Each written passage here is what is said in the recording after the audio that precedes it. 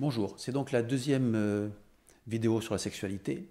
Dans la première, j'ai abordé le fait que quand on abordait cette fonction, ça ne faisait pas du tout le même effet que si on abordait une autre fonction. Par exemple, si je vous dis on va étudier l'appareil locomoteur ou on va étudier la fonction pulmonaire, ça ne fait pas du tout le même effet que si on dit je vais étudier la sexualité. Et même si ça peut paraître, on est tellement habitué à ça que ça nous paraît naturel, il faut essayer d'en comprendre la raison.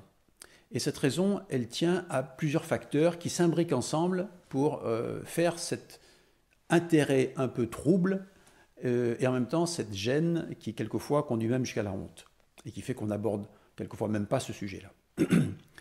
Alors, quelles sont les raisons qui expliquent ça?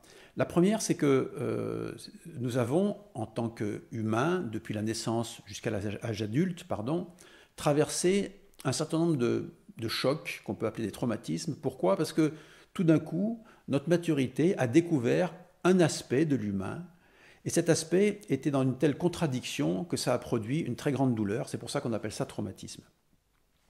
Très rapidement, le premier traumatisme, c'est celui de la naissance et qui nous fait rencontrer les humains imparfaits.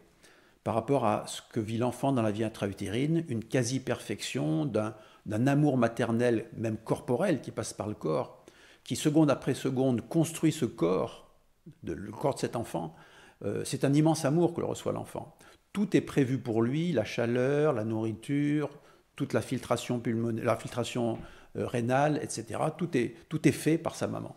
Et donc c'est comme s'il y avait une présence amoureuse qui veillait sur lui pendant 9 mois. Et puis tout d'un coup, il faut assumer ses fonctions tout seul, et puis maman est loin, et puis maman, quelquefois, elle pense à autre chose. Et donc tout ça fait que, globalement, en arrivant sur Terre, il y a une rencontre choc qui est la suite de la naissance avec l'humanité imparfaite, parce que pas aussi aimante que l'amour que l'enfant a perçu dans le ventre de sa mère. Le deuxième choc qui apparaît un petit peu plus tard, c'est celui de la découverte du mensonge. C'est quelque chose d'assez connu par les gens qui s'intéressent à la construction psychique du petit enfant. Et donc il va découvrir le mensonge, et c'est là aussi un choc immense, parce que pour lui la vérité c'est ce qui est, et il n'y a pas de raison de remettre en cause ce qui est. Et découvrir que les humains peuvent mentir, c'est un choc dont il se remettra bien évidemment, puisque un jour il utilisera le mensonge, mais il ne va pas l'utiliser tout de suite, il faudra un certain temps. Et puis ce qui nous intéresse le plus de choc, c'est celui qui est lié au plaisir, qui est lié à la sexualité, donc c'est la découverte du plaisir mélangé à la honte. C'est-à-dire que tout un temps, l'enfant a été dans le plaisir. Et tout d'un coup, il découvre que ce plaisir peut produire quelque chose qui lui a conduit à avoir honte. Et je vais vous expliquer ça parce qu'on va mieux comprendre à quoi sert ce traumatisme. C'est que si vous regardez un petit enfant, quand il découvre le monde que par le plaisir. Il joue, il touche à tout, etc. Et puis, un objet l'intéresse sur une table, il le prend. Puis quand ça ne l'intéresse plus, il le laisse tomber. Et l'objet se casse. Mais l'enfant, ça lui est égal, il ne comprend pas. Ça s'est cassé, mais comme ça sort de son monde, en ce sens qu'il n'est plus dans l'ici et maintenant du plaisir, ça n'existe plus.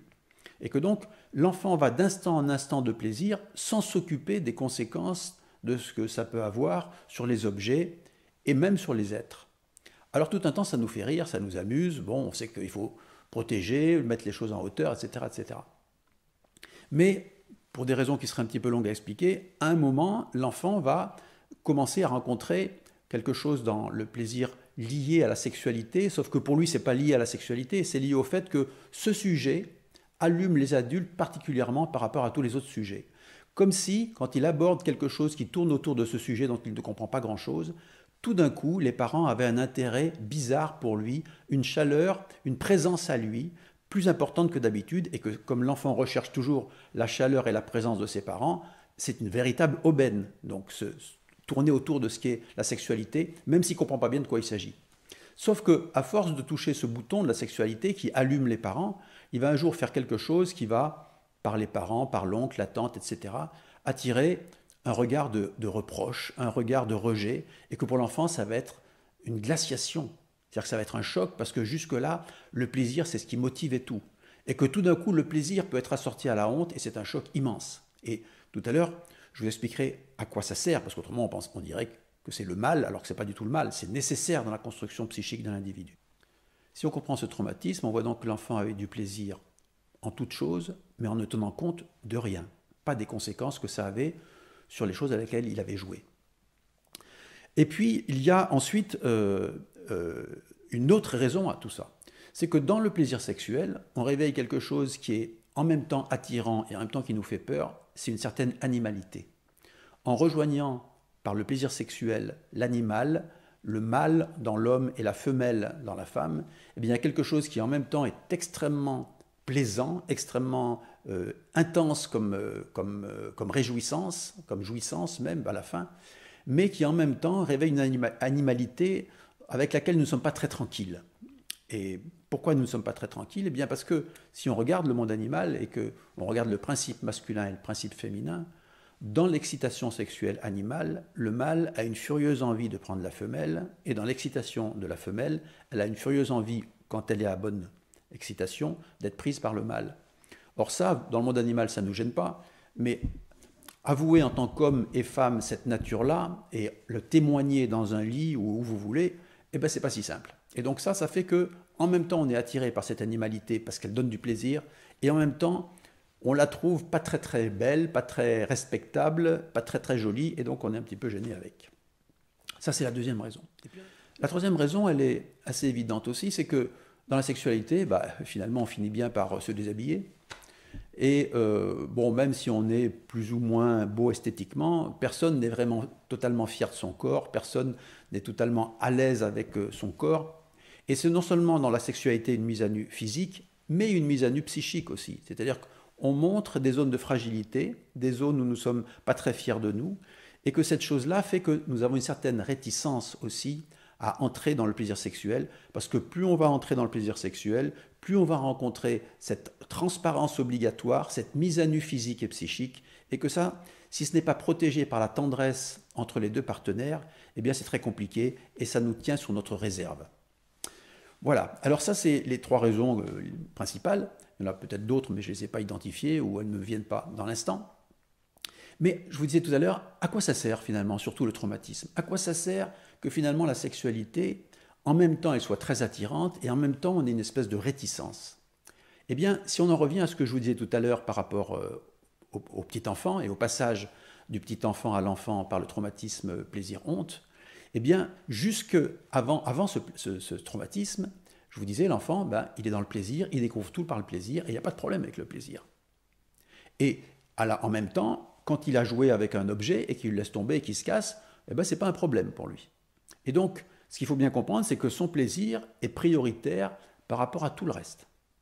Sauf qu'un jour, son plaisir a produit, dans un adulte, dans un humain, une douleur.